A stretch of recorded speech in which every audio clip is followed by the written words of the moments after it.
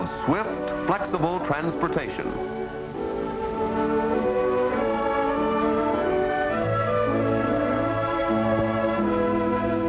But, me, I'm just an old New York City elevated car. Weather-beaten, brow-beaten, just plain beaten. Oh, I'm by no means alone in the world. Quite a few of my kin have escaped the Kinnan pile, up to now. But all signs point to our days being numbered.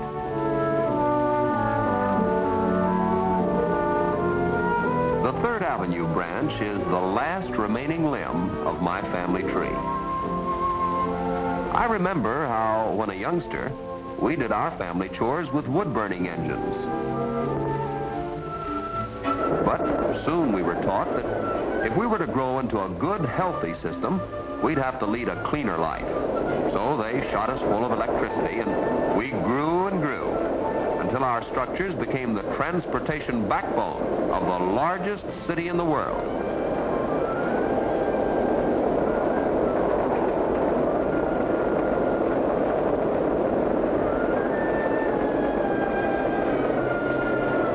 Our gabled stations were a new high in architectural achievement when built.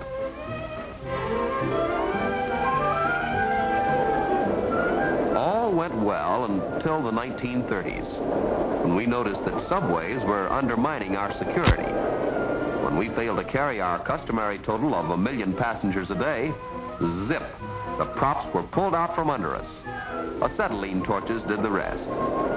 A horrible, horrible death for the poor old 2nd, 6th, and 9th Avenue branches. Our terrific noise, if you ask me, is one big reason for our downfall. But can we help it if the canyons of buildings we run through kick our sound around?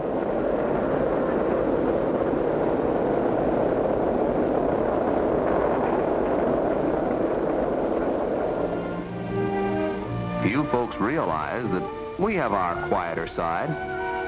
Why, one of our spurs mingles with the stately trees and fragrant flowers of the Bronx Park.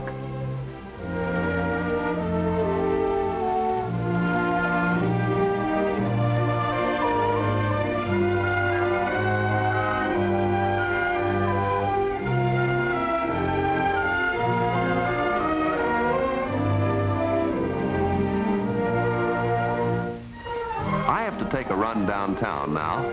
If you stay with me, I can show you a New York City no other means of transportation can. From my windows, you will get glimpses of the most famous buildings in the world. From my windows, well, just wait.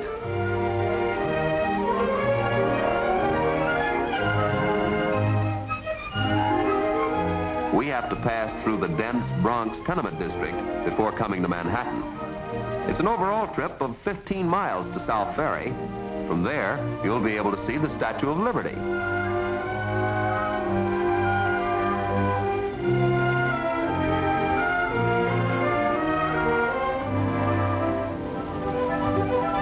This stretch, sandwiched between the tenements, I always call Clothesline Alley.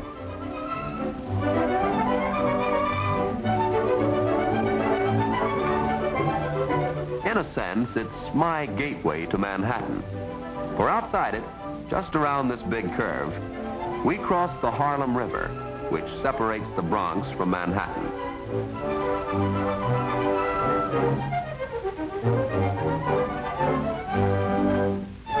Here, under my bridge, is where East Side kids swim.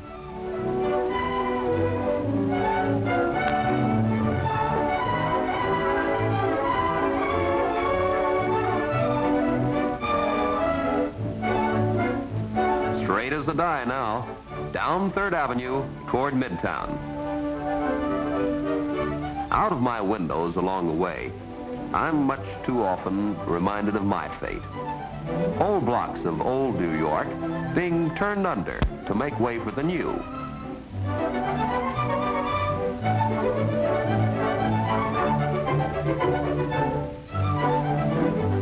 Even though the 3rd Avenue is the last of the L's, there are still over 1,000 people employed in operating us, and we carry 270,000 passengers a day. Kind of a melting pot on wheels, I am. I carry the old and the young, the dignified and the not so dignified, the pious and the hopeless.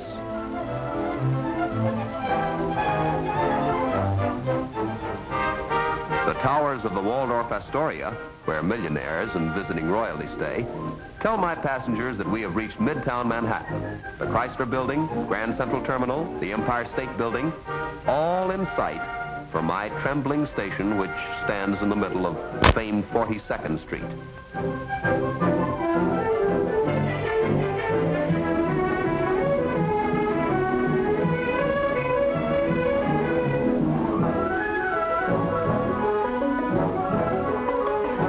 With the swirling activity of Midtown behind us, we now proceed south to Brooklyn Bridge and the Lower East Side made famous in song.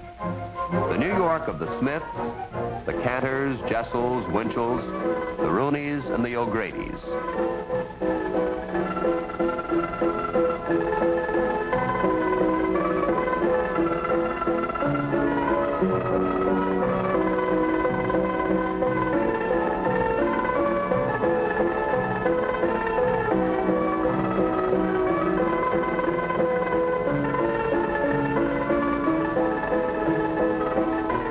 The mysteries of the Bowery and Chinatown are ever present under my rails.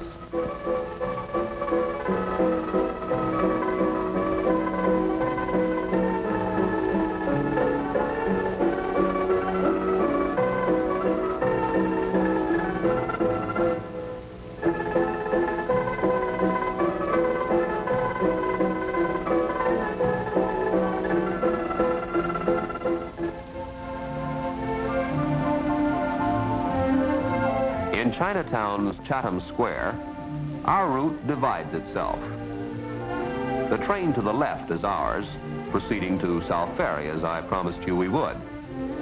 The other is on its way to our City Hall terminal, neighboring the Woolworth building.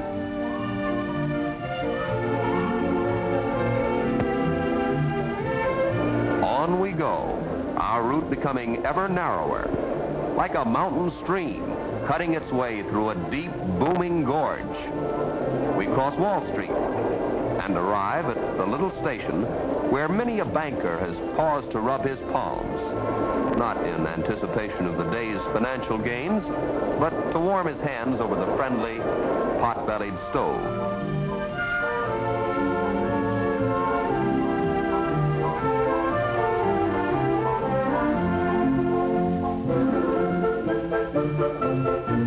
Finally, our route swings out into the comparative open, and from my windows, the confining walls of skyscrapers give way to the maritime scene in New York Bay.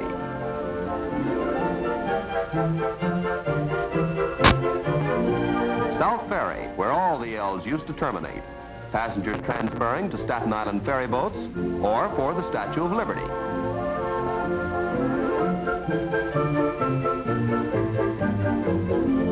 To a lot of people, I mean a lot of things.